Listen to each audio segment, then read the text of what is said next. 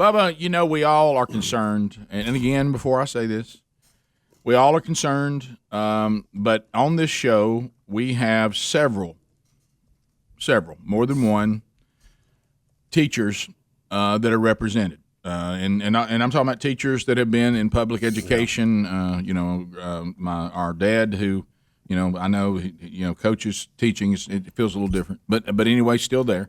Greg's son, daughter, my sister, Greg's sister. So we've spent, our family spent a lot of time in education, and still doing out there out there getting after it. So we're not anti, but I'm very, very. All of us are concerned about the type of education, not so much the teachers, but what the Department of Education, which we should have never allowed to be created, are what's going on at our colleges and some of the things. Now I'm about to play a video, or we are about to play a video, audio and video of a teacher that is going to tell you that she believes we need to stop encouraging students to behave. Wow. And you will not believe why. You will not believe to behave. Here it is.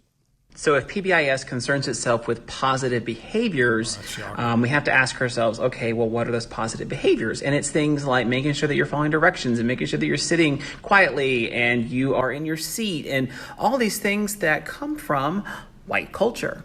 The idea of just sitting quiet and being told stuff and taking things in a passive stance is not a thing that's in with many cultures. So if we're positively enforcing these behaviors, we are by extension positively enforcing elements of white culture, which therefore keeps whiteness at the center, which is the definition of white supremacy.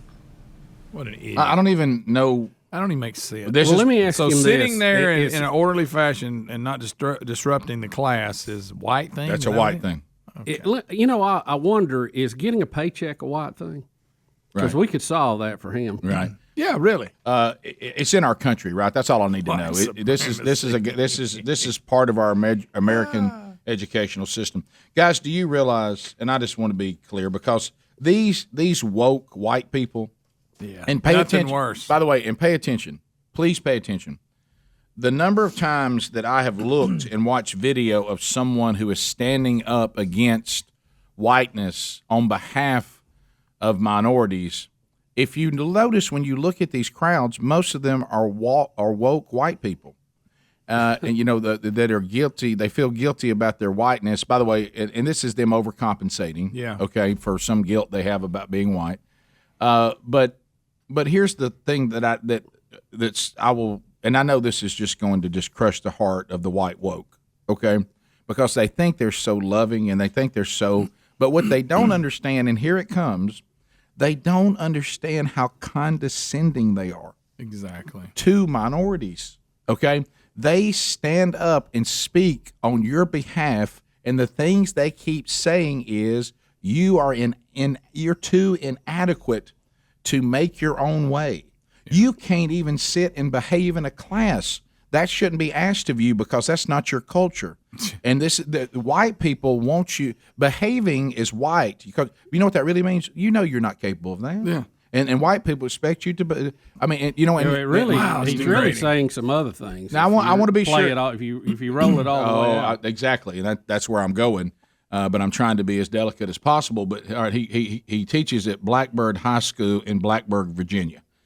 In Blacksburg, I'm sorry, there's an S in there. You're right, Blacksburg, that's ironic. Yeah. But anyway, so that's ironic. It's almost like a Babylon Bee headline. It really is. But a white teacher from Blacksburg says that sitting and behaving is white. Let me go back to this again. Okay, now listen. All of us went to school, and I had teachers that were both black and white. Okay, and I'm sure I'm sure there were some that were some other ethnicity. I can't recall, but I do know that I had black teachers and I had white teachers, and both of them told me to sit down and be quiet. Exactly. And I did. The ones who could paddle good, I was quieter. Yeah. The ones who were weak with the paddle or never would discipline, I was rowdy and loud and talked a lot and wouldn't sit down as much. When Miss Lawler made you come up front and down, that only happened one time. You didn't do it again. But Miss Lawyer, who was a black woman who taught me, they would put her in jail today if she was teaching. Oh, yeah. Because let me tell you what she wanted, an orderly classroom, and she demanded it, and she made sure it happened. And it did.